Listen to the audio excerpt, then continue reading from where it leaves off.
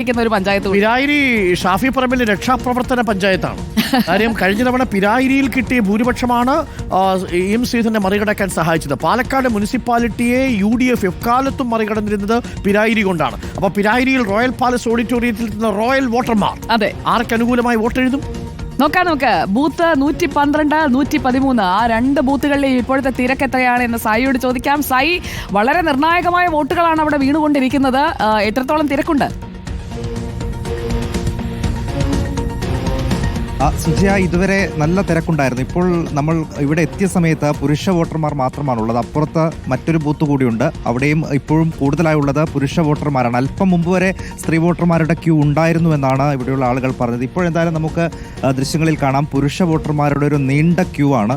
അല്പം മന്ദഗതിയിലാണ് പോളിംഗ് പുരോഗമിക്കുന്നത്. കുറച്ചധികം സമയം ക്യൂവിൽ നിൽക്കേണ്ടി വരുന്നു എന്നുള്ളൊരു പരിഭവം വോട്ടർമാർ പലയിടത്തു നിന്നും നമ്മളോടായി പറയുന്നുണ്ട്. കാരണം നല്ല വെയിൽ കൂടി ഇപ്പോൾ ശക്തിപ്പെട്ട് വരുന്നുണ്ട്. ഇനിയിപ്പോൾ ക്യൂ നീണ്ടുപോയാൽ വെയിലത്തൊക്കെ ക്യൂ നിൽക്കേണ്ട ഒരു അവസ്ഥയുണ്ടാകും. അത് മുൻകൂട്ടി കണ്ടുകൊണ്ടാണ് കുറേയധികം ആളുകൾ നേരത്തെ തന്നെ പോളിംഗ് ബൂത്തിലേക്ക് എത്തിയത്. പക്ഷേ ചെറിയ കാലതാമസം എല്ലായിടത്തും വോട്ടർമാർ ഒരു പരാതിയായി പറയുകയും ചെയ്യുന്നുണ്ട്. ഇപ്പോൾ നമ്മൾ നിൽക്കുന്നത് റോയൽ പാലസ് ഓഡിറ്റോറിയമാണ്. അത്യാവശ്യം നല്ല സൗകര്യമുള്ള ഓഡിറ്റോറിയമാണ്. ഇവിടെ 2 ബൂത്തുകൾ പ്രവർത്തിക്കുന്നുണ്ട്.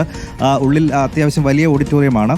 112, 113 അങ്ങനെ 2 ബൂത്തുകളാണ് ഇവിടെ പ്രവർത്തിക്കുന്നത്. എന്തായാലും വോട്ടർമാർ ഇപ്പോൾ വാഹനമൊക്കെ പിടിച്ച് നിരനിരയായി ഇങ്ങോട്ടേക്ക് എത്തുന്നുണ്ട്. ഇനിയുള്ള സമയങ്ങളിൽ ഒരുപക്ഷെ വലിയ ക്യൂ രൂപപ്പെടും എന്ന് തന്നെയാണ് പ്രതീക്ഷിക്കുന്നത്. സായികുമാർ, എന്തായാലും പിരായിരിയിൽ തന്നെ തുടരുക. തിരക്ക് കൂടട്ടെ, കൂടുതൽ വോട്ടർമാരൊക്കെ വന്ന് വോട്ട് ചെയ്യാനായിട്ട് ഒന്ന് പ്രോത്സാഹിപ്പിച്ചേക്ക്. മാത്രമല്ല ഒരു കാഴ്ച ശ്രദ്ധിച്ചായിരുന്നു സുജയ, ഈ ചെയ്യുന്ന ബൂത്തുകളിലെ ഒന്നുകിൽ സ്കൂളുകൾ അല്ലെങ്കിൽ ഓഡിറ്റോറിയം, ഈ സ്ഥലങ്ങളെല്ലാം നല്ല ബൂത്തുകളായിട്ട് മാറിക്കഴിഞ്ഞിരിക്കുന്നു.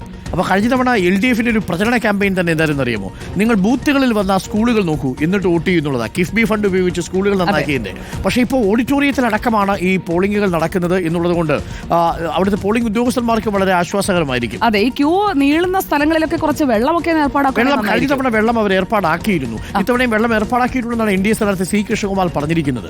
വെള്ളം ഏർപ്പാടാക്കി. ലോക്സഭാ തെരഞ്ഞെടുപ്പ് അന്ന് ചൂട് സമയത്തായിരുന്നു. പക്ഷേ ഇത്തവണ അത്ര ചൂടില്ല, പക്ഷെ നല്ല കാറ്റുണ്ട്. പക്ഷേ ഇനി അങ്ങോട്ട് ചൂട് കൂടും വരുന്ന 3-4 മണിക്കൂർ. അപ്പൊ നമുക്കൊന്ന് കണ്ണാടി നോക്കിയാലോ? കണ്ണാടി നോക്കിയിട്ട് എന്ത് കാര്യം? കണ്ണാടി പഞ്ചായത്ത് ABUP സ്കൂളിൽ ബൂത്ത് നമ്പർ 163, 164, 165, 167 ഈ 4 ബൂത്തും കൂടെ ആരാ നോക്കുന്നത്? അർജുൻ മട്ടന്നൂർ. ഓക്കെ, അർജുൻ മട്ടന്നൂർ 4 ബൂത്തൊക്കെ നോക്കി വശം കേട്ടോ. എങ്ങനെയുണ്ട് അവിടെ വോട്ടർമാരുടെ കാര്യമായ വരവ്? രാവിലെ തന്നെ ഉണ്ടോ?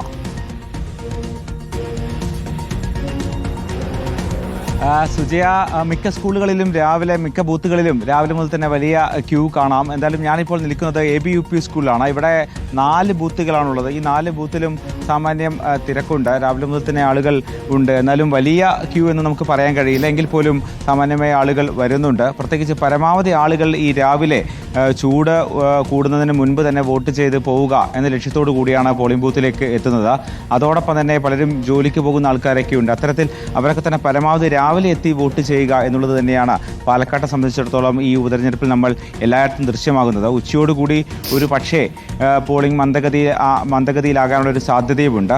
നിലവിൽ എവിടെയും കാര്യമായ പ്രശ്നങ്ങളൊന്നും തന്നെ റിപ്പോർട്ട് ചെയ്യപ്പെട്ടിട്ടില്ല. ക്രമസമാധാന പ്രശ്നങ്ങളൊന്നും തന്നെ എവിടെയും റിപ്പോർട്ട് ചെയ്യപ്പെട്ടിട്ടില്ല. കാര്യമായി ഈ ചിലയിടങ്ങളിൽ പോളിംഗ് മന്ദഗതിയിലാണ് എന്നൊരു പരാതി ഉയരുന്നുണ്ടെങ്കിൽ പോലും മറ്റ് വിഷയങ്ങളൊന്നും തന്നെ ഉണ്ടായിട്ടില്ല. പ്രത്യേകിച്ച് ഈ പോളിംഗ് മെഷീൻ തകരാറും അത്തരത്തിലുള്ള പ്രശ്നങ്ങളൊന്നും തന്നെ കാര്യമായി റിപ്പോർട്ട് ചെയ്യപ്പെടുന്നില്ല എന്നുള്ളതാണ് ഏറെ ശ്രദ്ധേയമായ കാര്യം. സ്ത്രീകളടക്കമുള്ളവർ രാവിലെ മുതൽ തന്നെ ഈ പോളിംഗ് ബൂത്തുകളിലേക്ക് എത്തുന്നുണ്ട് എന്നതും ശ്രദ്ധേയമാണ്. എന്തായാലും ഈ ഇരട്ട വോട്ട് വിവാദമൊക്കെ തന്നെ ഉള്ള ഒരു പഞ്ചായത്താണ് ഈ കണ്ണാടിയിൽ ഇത്തരത്തിലുള്ള ചില ആരോപണങ്ങൾ, ആക്ഷേപങ്ങളൊക്കെ തന്നെ നേരത്തെ തന്നെ ഉണ്ടായിരുന്നു. എന്തായാലും നിലവിൽ അതുമായി ബന്ധപ്പെട്ട പ്രശ്നങ്ങളൊന്നും തന്നെ എവിടെയും ഉണ്ടായിട്ടില്ല. അതുകൂടി കണക്കിലെടുത്തുകൊണ്ട് പോലീസിൻ്റെ കൂടി വലിയ കർശനമായൊരു സുരക്ഷ ഇത്തരത്തിൽ പോളിംഗ് ബൂത്തുകളിലുണ്ട്. വെബ്കാസ്റ്റിംഗ് ഉണ്ട്. അത്തരത്തിൽ കൃത്യമായ നിരീക്ഷണം, കൃത്യമായി ഈ അത്തരത്തിൽ വ്യാജ വോട്ടുകൾ, ഇരട്ട വോട്ടുകൾ പോൾ ചെയ്യപ്പെടുന്നില്ല എന്ന് ഉറപ്പുവരുത്താനുള്ള ഒരു ക്രമീകരണം ഏർപ്പെടുത്തിയിട്ടുണ്ട് എന്ന് തന്നെയാണ് തെരഞ്ഞെടുപ്പ് കമ്മീഷൻ അവകാശപ്പെടുന്നത്. അതിന്റെ ഭാഗമായി തന്നെ പോലീസ് വലിയ അത് നമ്മൾ കണ്ടെത്തിയ സ്ഥലം ശ്രദ്ധിച്ചായിരുന്നോ? 176-ാമത്തെ കൊടുമ്പിന്ന് കണ്ണാടിയിലേക്ക് വന്നത് രണ്ടുപേരും. പക്ഷെ അത് പോളിംഗ് ഏജന്റുമാർ ഒബ്ജക്ഷൻ പറഞ്ഞില്ല. അത് ന്യായമായ വോട്ടായിരിക്കണം. ഇനി അവർക്ക് അപ്പുറത്ത് വോട്ട് ചെയ്യാൻ പറ്റില്ല. പക്ഷെ അവിടെ നിന്ന് ഷിഫ്റ്റ് ചെയ്ത് വന്നു. അവർ മേൽവിലാസം ഉള്ളവരായിരിക്കാം. അതുകൊണ്ടാണ് പോളിംഗ് ഏജന്റുമാർ ഒബ്ജക്ഷൻ പറയാത്തത്. നമ്മൾ ഈ പറഞ്ഞ കണ്ണാടി പഞ്ചായത്തിൽ കഴിഞ്ഞ തവണ പോളിംഗിൽ 6078 വോട്ടുകൾ LDFനും 5915 വോട്ടുകൾ UDF-നും 4697 വോട്ടുകൾ NDA-ക്കും കിട്ടിയ സ്ഥലമാണ് ഈ കണ്ണാടി പഞ്ചായത്ത്. അവിടെയാണ് സ്ത്രീകളടക്കം വലിയ ക്യൂ ഇപ്പോൾ കാണുന്നത്. ശരിക്കും പറഞ്ഞാൽ ത്രികോണ മത്സരമുള്ള ഒരു പഞ്ചായത്ത് കൂടിയാണെന്ന് വേണമെങ്കിൽ പറയാം. 4000, 5000, 6000 ഞാൻ പറഞ്ഞേ കണ്ണാടി നോക്കണം. അപ്പോൾ ഒരു കണ്ണാടിയിൽ കണ്ണാടി നോക്കണം, പ്രധാനപ്പെട്ടതാണ്. അപ്പൊ കണ്ണാടിയിലെ മാറ്റം വളരെ നിർണായകം. പിരായിരിയിൽ LDF-ന് എന്തെങ്കിലും മുൻതൂക്കം നേടാൻ സാധിച്ചാൽ, NDA-ക്ക് മുനിസിപ്പാലിറ്റിയിൽ ഒരു ആധിപത്യം നേടാൻ സാധിച്ചാൽ ചിത്രം വേറെയാവും. അതെ. അപ്പോൾ കണ്ണാടിയിലെ ദൃശ്യങ്ങളാണ് പ്രേക്ഷകർ കണ്ടത്.